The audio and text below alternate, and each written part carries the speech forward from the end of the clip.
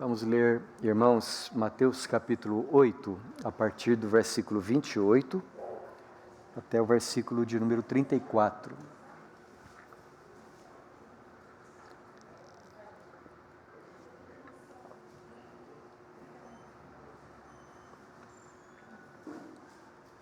Mateus 8, de 28 a 34, diz assim a Escritura: Tendo ele chegado à outra margem, à terra dos Gadarenos, vieram-lhe ao encontro 2 endemoniados, saindo dentre os sepulcros, e a tal ponto furiosos, que ninguém podia passar por aquele caminho. E eis que gritaram: Que temos nós contigo, ó Filho de Deus? Vieste aqui atormentar-nos antes do tempo? Ora, andava pastando, não longe deles, uma grande manada de porcos. Então os demônios lhe rogavam: Se nos expeles, manda-nos para a manada de porcos. Pois ide, ordenou-lhes Jesus, e eles, saindo, passaram para os porcos. E eis que toda a manada se precipitou, de espinhadeiro abaixo, para dentro do mar, e nas águas pereceram. Fugiram os porqueiros, e chegando à cidade, contaram todas estas coisas e o que acontecera aos endemoniados. Então a cidade toda saiu para encontrar-se com Jesus, e vendo-o, lhe rogaram que se retirasse da terra deles. Nos outros evangelhos sinóticos, isto é, Marcos e Lucas, nós temos mais duas narrativas, ou duas versões desta mesma história. Numa delas, no evangelho de Marcos, com o desejo de explicar para nós como foi que o evangelho foi pregado pela primeira vez por toda a região de Decápolis, Marcos acrescenta mais alguns detalhes, mas ele se concentra apenas em um dos 2 endemoniados aqui. Então, mais tarde, ainda hoje, nós iremos também ler um trecho do relato de Marcos.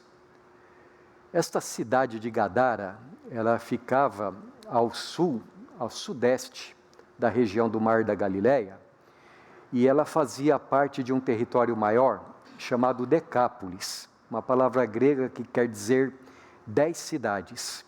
Era uma região, então, composta de 10 cidades, sendo que Genezaré era a principal destas cidades. De modo que, às vezes, a gente lê, pelo fato de Genezaré ser a principal das cidades, a gente lê nos livros que, às vezes, os habitantes todos destas regiões eram chamados também de genezarenos ou gerazenos. E é por isso que, então, num evangelho a gente lê Gadara e no outro evangelho a gente lê Genezaré, ou os genezarenos e os gadarenos. Pois bem, meus irmãos, o texto bíblico nos diz que nesta cidade de Gadara existiam criadores de porcos. Os comentaristas, eles divergem a respeito da origem étnica dos habitantes desta cidade, justamente por causa disto, porque não era comum entre os judeus o criar porcos, Mas desde uns 200 anos antes de Cristo, aquela região ela tinha sido dominada pelo Império Greco-Macedônio, quando os greco-macedônios invadiram toda a terra de Israel, grande parte do Egito também. E então muitos invasores gregos, de fato, vieram habitar naquela região com os seus deuses, as suas superstições, os seus costumes culturais. E muitos judeus também miscigenaram-se, casaram-se com os gregos. Os irmãos se lembram que alguns domingos atrás eu disse que muitos judeus até mesmo quiseram desfazer a sua circuncisão e se tornarem reconhecidos como cidadãos gregos. De qualquer forma, sejam eles ali na sua maioria gentios ou judeus, a gente percebe que a região dos Gadarenos, assim como a região toda das 10 cidades de Decápolis, eles estavam bastante afastados da religião de Israel, do Deus da aliança de Israel. E eu digo isso porque, meus irmãos, a gente vê ali que existiam criadores de porcos. E de acordo com a lei de Moisés, o porco era para os judeus um animal imundo, era um animal proibido pela lei do Senhor. Aquele terrível e perverso tirano grego Antíoco Epifânio, uma das coisas que ele fez para ofender os judeus foi ordenar que fossem imolados porcos no altar do Senhor em Jerusalém. E nisso se cumpriu, um dos cumprimentos daquela profecia de Daniel, que falava de grande abominação no altar de Deus, ali na cidade de Jerusalém. Então nós percebemos, meus irmãos, o quanto essa região aqui estava afastada do Senhor. E quando Jesus chega ali, um grande sinal deste afastamento de Deus acontece. 2 homens endemoniados vieram em direção a Jesus. E vieram muito contrariados.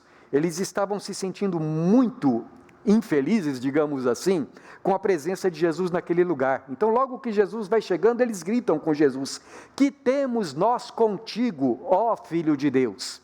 Vieste aqui atormentar-nos antes do tempo? Diz o ditado, que a fama de certas pessoas o precede, de certas pessoas precede a elas. E a fama de Jesus o precedia também.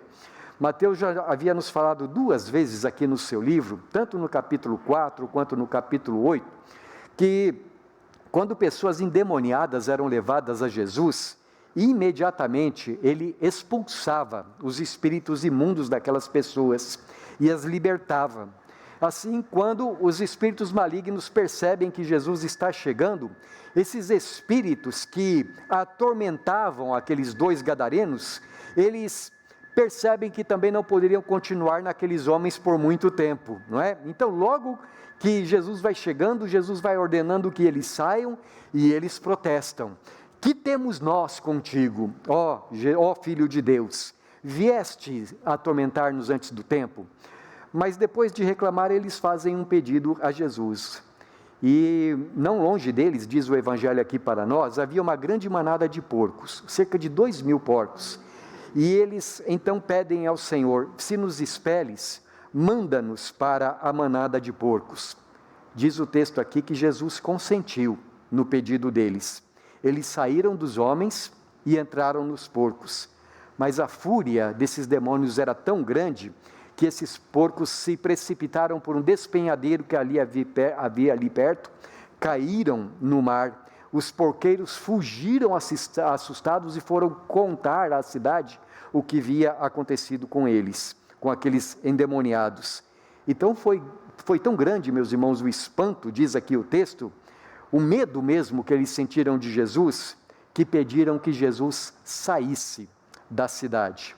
Assim Jesus então se retirou, mas conforme o texto de Marcos, Jesus ordenou que um daqueles homens fosse e contasse por toda a sua terra como Deus tinha sido misericordioso com ele, como ele tinha sido bondoso em libertar aquele homem. E aquele homem então saiu proclamando a palavra de Deus. Irmãos, neste registro histórico, nós temos mais um exemplo daquilo que Mateus está nos ensinando em todo o seu Evangelho. Ele nos mostra mais uma vez o que é o Evangelho de Jesus. E entre outras coisas, é a boa notícia de que o Filho de Deus veio a este mundo com autoridade para salvar os homens do poder do inferno e de Satanás.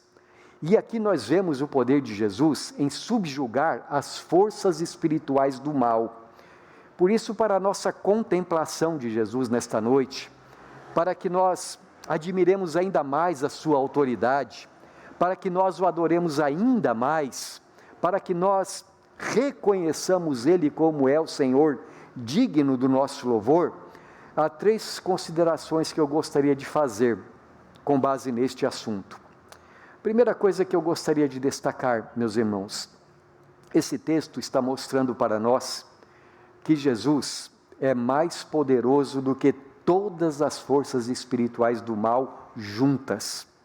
Em todo o Evangelho, Mateus, como eu disse para vocês, está nos ensinando quem é Jesus. E Mateus nos diz desde o seu primeiro capítulo que Jesus é Emanuel, é Deus conosco, é Deus que veio habitar entre nós. E quando nós estamos dizendo que Jesus é Deus conosco, nós não estamos querendo dizer com isto que Jesus é como querem os gnósticos, alguém que tinha consciência de que ele era uma emanação da centelha divina, assim como são todos os seres humanos, e Jesus veio mostrar para nós que todos nós também temos um pouquinho da divindade. Não é nesse sentido que a Bíblia diz que Jesus era o Filho de Deus. Ao contrário, a Bíblia está dizendo que em Jesus, Deus, em toda a sua plenitude, estava habitando. Ou colocando de outra maneira, como diz o apóstolo João, Jesus é a encarnação de Deus. Jesus é aquele por meio de quem o Pai criou todas as coisas que existem no céu e na terra, as coisas visíveis e as coisas invisíveis, e que não somente criou, mas Ele também sustenta tudo o que existe com vida, sustenta os homens e sustenta os anjos, sustenta todo tipo de vida. Jesus é o Senhor do universo. Jesus, diz a Escritura, embora não nesses termos, é a segunda pessoa da Santíssima Trindade, do Deus Trino, que é o ser eterno. Deus que se fez carne e habitou entre nós. E Mateus, assim como os demais evangelhos, então, em tudo que eles escrevem, eles estão nos dizendo como Jesus demonstrou a sua divindade, o seu domínio sobre todas as coisas. Jesus é aquele que, por exemplo, nenhuma enfermidade podia subsistir na sua presença, porque ele curava toda sorte de enfermidades. Jesus é aquele que dominava sobre as forças da natureza. Se, por exemplo, ele estivesse num barco durante uma grande tempestade, bastava uma palavra sua para que a tempestade cessasse. Jesus transformou água em vinho. Jesus multiplicou poucos pães em pães suficientes para alimentar multidões inteiras, e isso mais de uma vez. Jesus andou por sobre as águas, Jesus ressuscitou mortos. Em todas as coisas, Jesus demonstrou o seu governo, o seu domínio sobre tudo, na natureza, nos seres morais criados em todo o universo.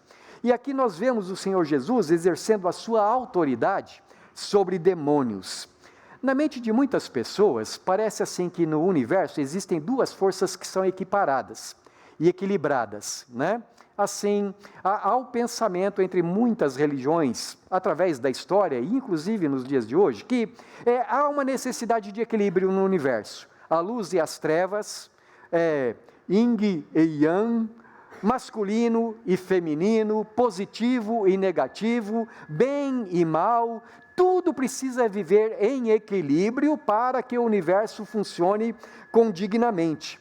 Alguns até têm uma espécie de adaptação cristã para esse tipo de pensamento, né? Algumas pessoas pensam assim, que existe Deus e o diabo, e é como se os dois fossem forças que estão lutando uma contra a outra, e quem é que vai vencer? E aí, segundo esse tipo de pensamento, depende de você estar orando ou não. Isto é, se você entrar nessa batalha espiritual, se você orar e ordenar que as coisas aconteçam, então o bem prevalece. Agora, se você não orar e não ordenar que as coisas prevaleçam, então o bem prevaleça, então o mal vai prevalecer. Não é? Como se Deus dependesse da nossa capacidade, da nossa espiritualidade para Ele poder vencer as forças espirituais do mal.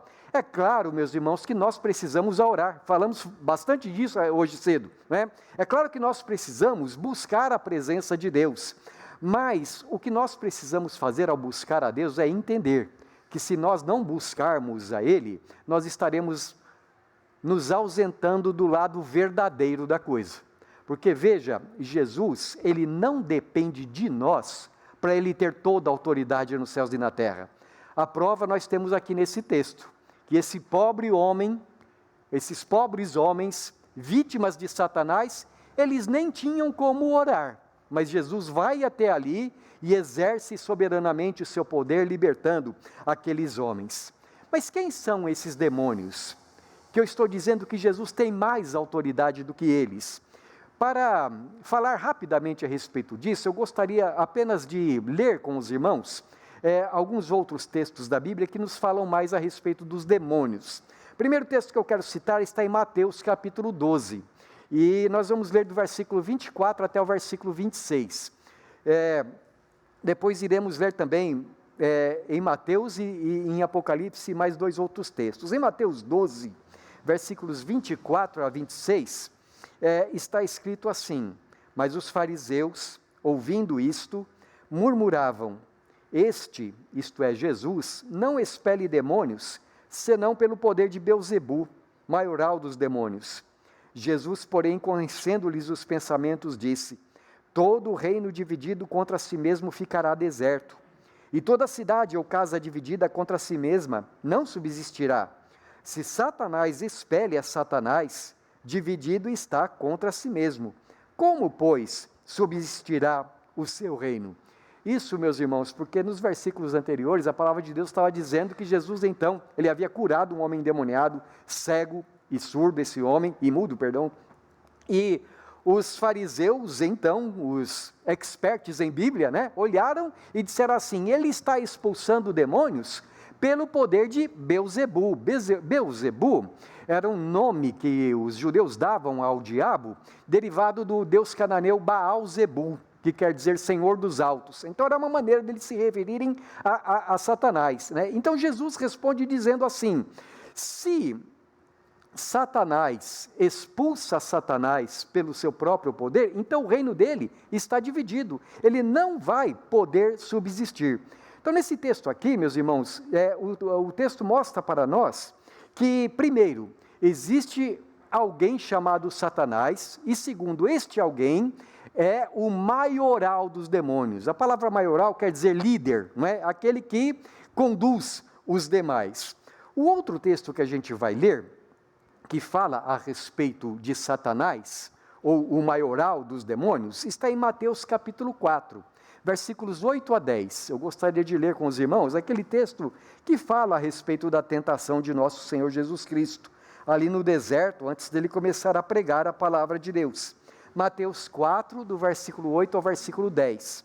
E diz assim a Bíblia: levou-o ainda o diabo a um monte muito alto, mostrou-lhe todos os reinos do mundo e a glória deles, e lhe disse: tudo isto te darei, se prostrado me adorares. Então Jesus lhe ordenou: retira-te, Satanás, porque está escrito: ao Senhor teu Deus adorarás, e só a ele darás culto.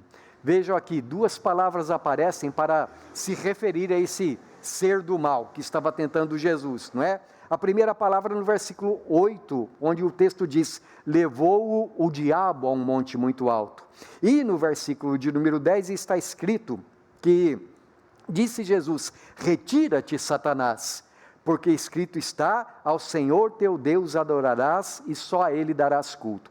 Então o maioral dos demônios é Satanás, e aqui nesse texto também é chamado o diabo, que quer dizer caluniador, acusador, maldizente. A palavra Satanás quer dizer adversário. E o último texto que eu gostaria de citar, meus irmãos, para a gente completar o nosso pensamento, está no livro do Apocalipse, capítulo de número 12, versículo de número 9 de Apocalipse 12, quando João está falando sobre o que ele viu no céu, e Apocalipse 12, 9 diz assim: e foi expulso o grande dragão, a antiga serpente, que se chama Diabo e Satanás, o sedutor de todo o mundo. Sim, foi atirado para a terra, e com ele os seus anjos. Então aqui nós temos de novo bastante informação condensada, De acordo com João aqui, o diabo, que também se chama Satanás, é aquela antiga serpente que estava lá no Jardim do Éden. Ele é o sedutor de todo mundo, sedutor das nações. Desde os primeiros dias, ele está aqui neste mundo para enganar a humanidade. E diz aqui o texto que Satanás tem os seus anjos. Isto é, através dessas referências todas que nós lemos, meus irmãos, nós podemos então ter um vislumbre de quem são Satanás e os seus demônios. São anjos do mal, são seres que estão em rebelião contra Deus. E Satanás, ou o diabo, é o líder desses anjos caídos.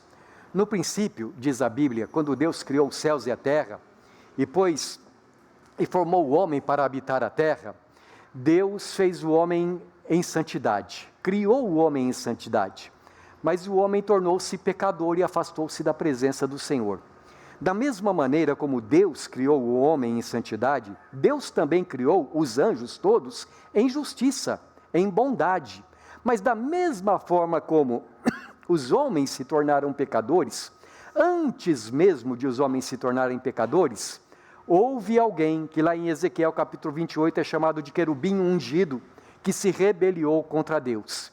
E não somente ele se rebeliou contra Deus, mas ele levou muitos anjos a se rebelarem também. Essa foi a origem do diabo e os seus anjos. Diz o texto aqui de Apocalipse que Satanás é o sedutor do mundo.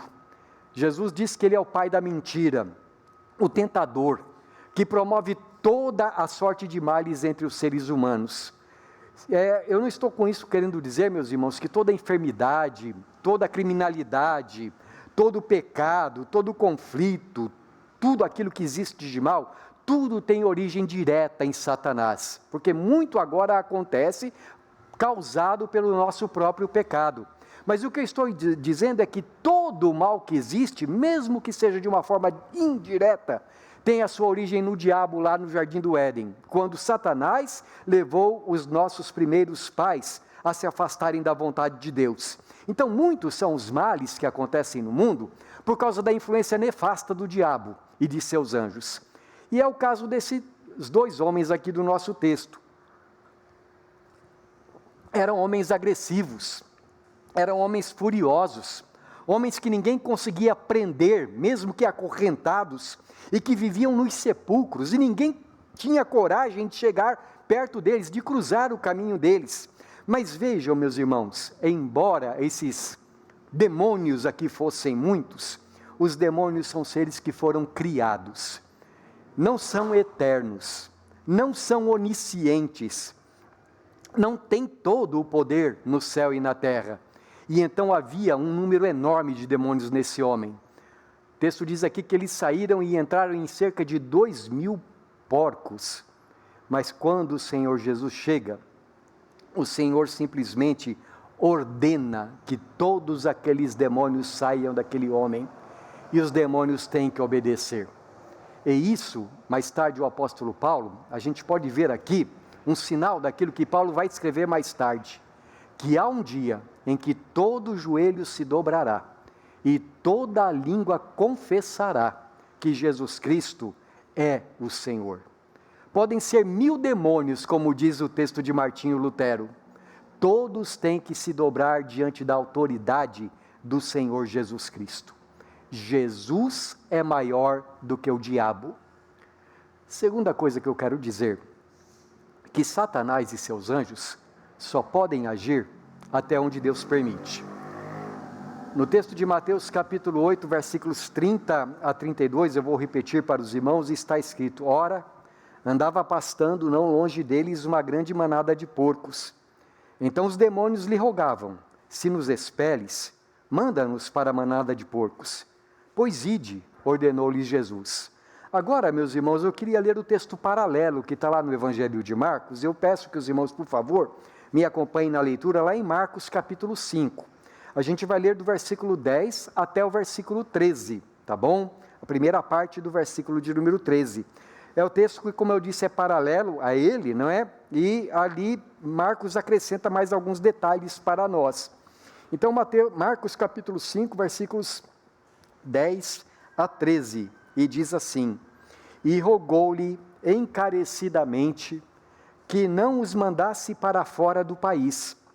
Ora, pastava ali pelo monte uma grande manada de porcos, e os espíritos imundos rogaram a Jesus, dizendo: manda-nos para os porcos, para que entremos neles. Jesus o permitiu. Irmãos, eu não sei há quanto tempo aqueles espíritos malignos estavam possuindo aqueles homens. Esses espíritos prejudicavam, faziam mal não somente para eles, mas para os habitantes todos ali daquela região, porque eles amedrontavam e colocavam em perigo os moradores de todo aquele lugar. Mas o texto evidencia para nós, especialmente aqui o texto de Marcos, que esses demônios estavam se sentindo muito à vontade naquelas terras.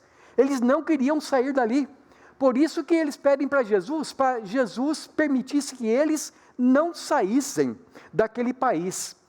Pelo fato de aquelas terras serem, pelo menos em parte, pessoas que haviam se afastado do Deus da aliança, a gente percebe que ao mesmo tempo eles deram lugar ao diabo. Assim como, meus irmãos, a gente também vê na história da humanidade, de modo geral, que certas nações, inclusive algumas nações que um dia foram chamadas cristãs, em algum momento da sua história começaram a dar lugar a coisas contrárias à vontade de Deus. Países que, por exemplo, liberaram o aborto indiscriminadamente. Países que deram lugar à bruxaria, ao ateísmo, que proibiram as pessoas de buscarem a Deus. Pessoas que deram lugar à corrupção, e a pornografia, e a multiplicação de tantas outras coisas que são abominações à vontade de Deus. Assim havia acontecido na terra de Gadara. E é ali naquele lugar, então, Satanás se sentia muito à vontade. Ele queria ficar ali. Outro dia eu li para os irmãos na escola dominical um artigo que retratava a entrevista que a filha de Billy Graham deu lá na América do Norte, alguns anos atrás, quando houve aquele atentado terrorista. Quando é que foi que aconteceu aquele atentado às Torres Gêmeas? 2011, não é? E alguém disse para ela, como é que um Deus bom permitiu acontecer uma coisa dessas? E ela respondeu, não é que Deus, um Deus bom, deseja que essas coisas aconteçam, mas no nosso país todos temos expulsado o Deus da nossa vida pública. Já não se pode mais orar nas escolas, o aborto foi liberado, e ela foi citando os pecados, os muitos pecados que o povo norte-americano, que um dia já foi chamado de povo evangélico, agora dá lugar. E então Satanás como que tomou conta, não é? Assim, meus irmãos, acontecia com a terra de Gadara. Era um lugar em que o diabo queria estar e não queria ir embora. Mas, meus irmãos, o texto diz para nós que quando Jesus chega, e então Jesus ordena que eles vão embora, eles fazem um pedido a Jesus, Senhor, não nos expulsa deste país, não permite que nós continuemos aqui. E o texto diz que Jesus permitiu. Porque muitas vezes, meus irmãos, acontecem coisas que não são a vontade de Deus, mas o coração humano é tão duro que Deus permite que aconteça, para que o homem aprenda quem é que está no governo de fato das coisas, não é? Mas assim como Deus permite aqui, meus irmãos, a Bíblia ensina para nós que Satanás e toda forma de mal, inclusive humanos, só avançam até onde Deus está permitindo. Que chega uma hora que Deus fala, basta. Chega uma hora que Deus diz, daqui você não passa, não é? Assim como, por exemplo, aconteceu na história de Jó. A gente vê que Jó, ele sofreu as cirandas de Satanás, as tentações do inimigo, mas Jesus disse para ele, na vida dele você não vai poder tocar. Você pode tentá-lo, ele vai ser provado, mas você não vai tocar nele. Assim também o Senhor Deus só permite que Satanás haja até onde ele entende que isso deverá acontecer. Talvez alguém possa então me perguntar, já que Deus permite, sendo bom, por que Deus permite que coisas ruins aconteçam? Eu preciso confessar para os irmãos que eu não tenho uma resposta para isto. Que a Bíblia não diz os porquês de Deus, mas tem duas coisas que a Bíblia diz que nós podemos ter certeza. A primeira, meus irmãos, é que quando nós chegarmos no céu, 1 Coríntios capítulo de número 13, nós vamos entender todas as coisas. E quando nós chegarmos lá, então, a gente vai ver que muita coisa que aparentemente era ruim, que aconteceu aqui, por trás, Deus estava trabalhando na sua sabedoria, na sua justiça, no seu amor. E a segunda coisa que a Bíblia nos faz ter certeza, é que mesmo que nós não entendamos o que Deus está fazendo agora, nós podemos crer que todas as coisas cooperam para o bem daqueles que amam a Deus. Então, meus irmãos, embora Satanás esteja trabalhando, embora Satanás esteja fazendo muita coisa, entendam uma coisa, quem está no controle de tudo, acima de todos, é o Senhor nosso Deus. Mas tem uma terceira coisa que eu gostaria de destacar, é que Satanás e seus anjos já têm o seu tempo contado.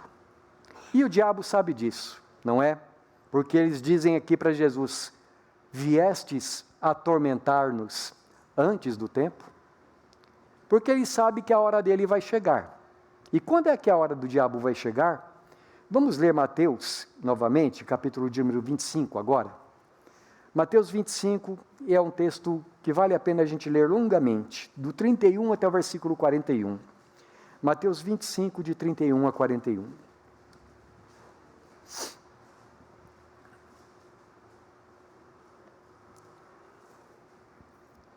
Quando vier o Filho do Homem, na sua majestade, e todos os anjos com ele, então se assentará no trono da sua glória, e todas as nações serão reunidas em sua presença.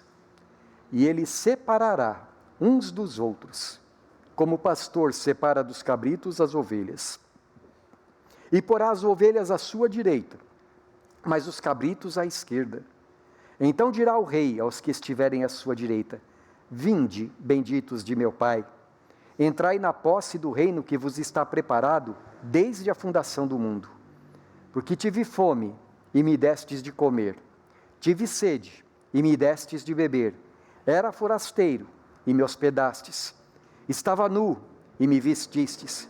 Enfermo, e me visitastes. Preso, e fostes ver-me.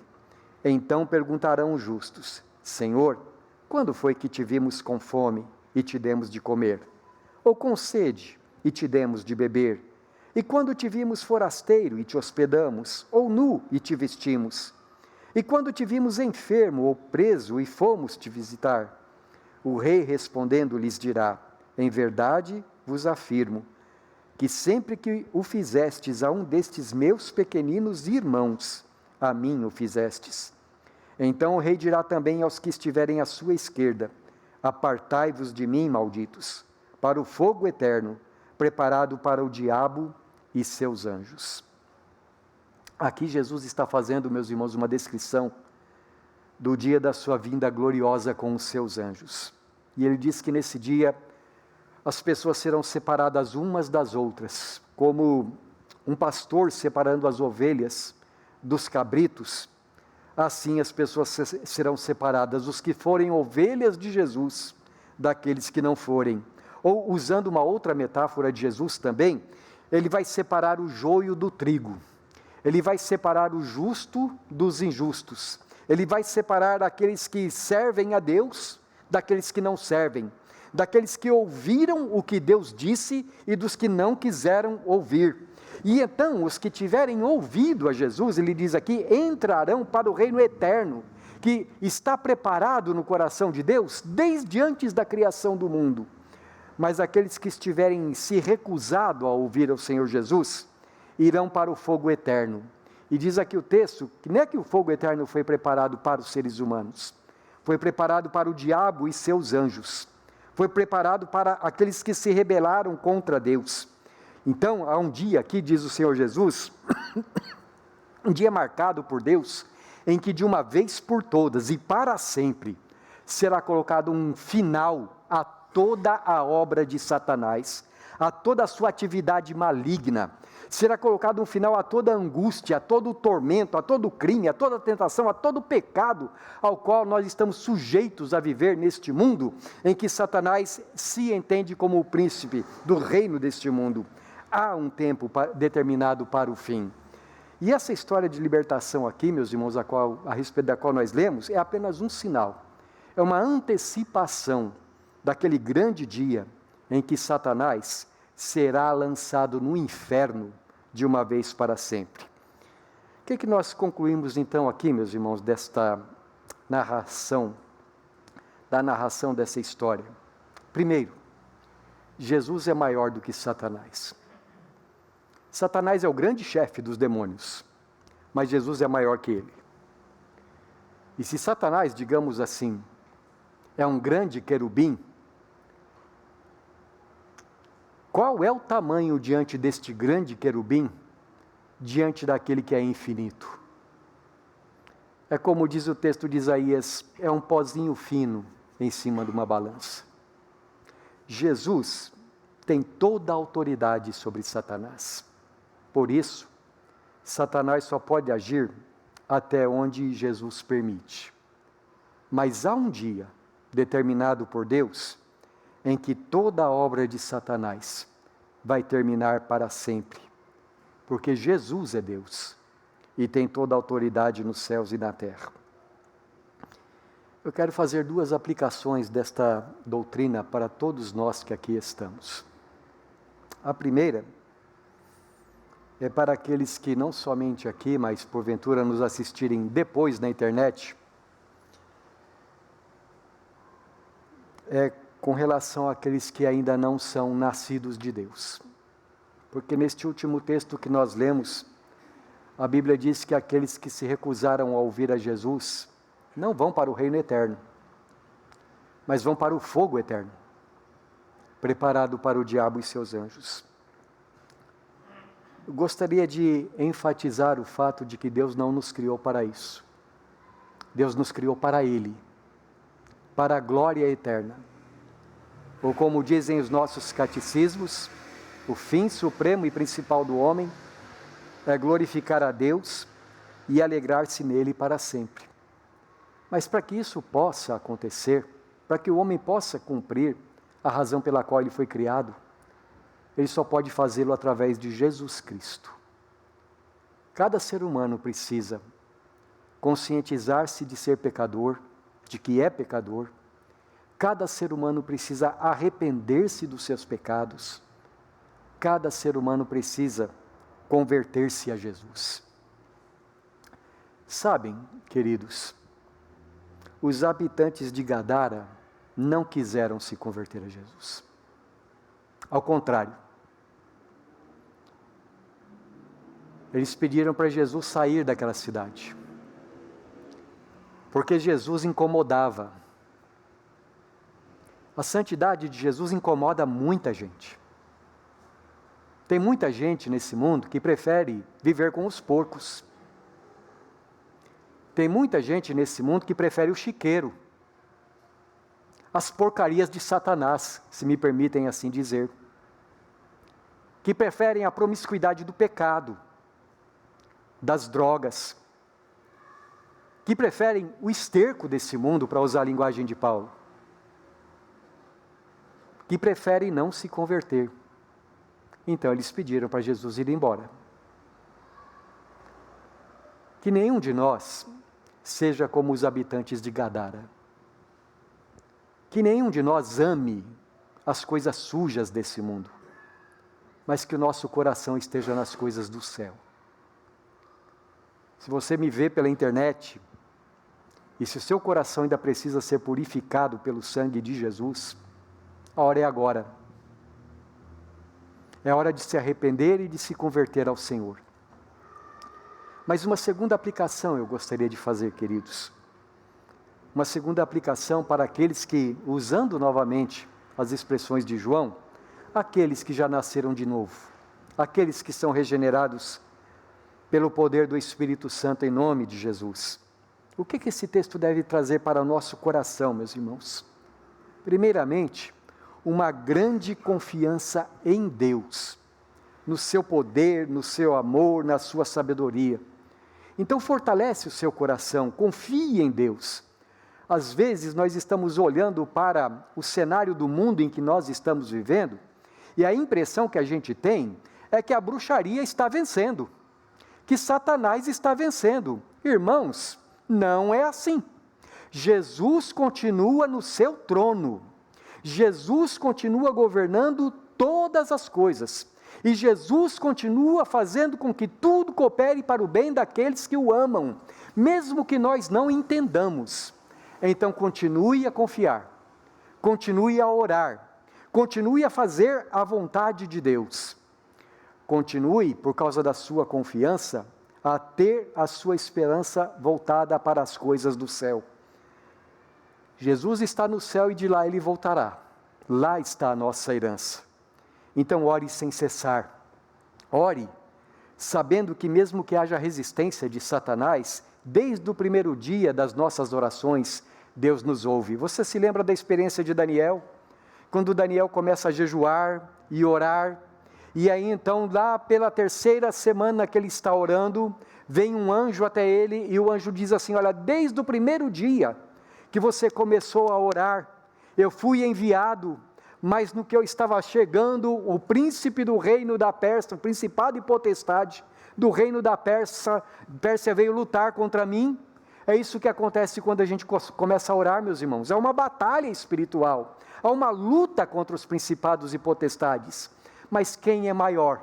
É o príncipe do reino da Pérsia? Ou é o nosso príncipe, o nosso Senhor Jesus Cristo? Então ore, não esmoreça, mesmo que pareça difícil às vezes, mesmo que pareça que você, como diz o ditado, quanto mais eu rezo, mais assombração aparece. Ore, porque não é verdade esse ditado. Jesus continua no seu trono. Terceiro, irmão, tenha paciência nas tribulações, porque a Bíblia diz que no final dos tempos os dias serão difíceis. O povo de Deus seria provado, mas aquele que perseverar até o fim será salvo. Então viva em santidade, persevere nos caminhos do Senhor, viva com os olhos no céu, aguardando a vinda de Jesus. Viva sabendo que o choro pode durar uma noite, e pode ser que essa noite seja longa, mas a alegria vem pela manhã. É assim que diz a palavra de Deus. Viva promovendo o que é bom, falando a verdade, promovendo a justiça, sem dar lugar ao diabo no seu coração. Viva sem dar lugar ao diabo nos seus pensamentos, na sua alma. Não dê lugar à mentira, porque o diabo gosta da mentira. Não dê lugar à amargura, à imoralidade, ao ódio, às desavenças. Não dê lugar à vanglória, ao orgulho, porque o diabo gosta de tudo isso. Não dê lugar a vícios, porque o diabo gosta de tudo isso. Mas dê lugar ao Espírito Santo na sua vinda. E fale do poder de Jesus. Fale do amor de Jesus. Porque existem muitos que estão cativos do diabo. Mas assim como Deus nos tirou do império das trevas e nos trouxe para o reino do Filho do seu amor, assim Deus pode usar a tua vida para que muitos conheçam a Jesus. E todo aquele que crer será salvo.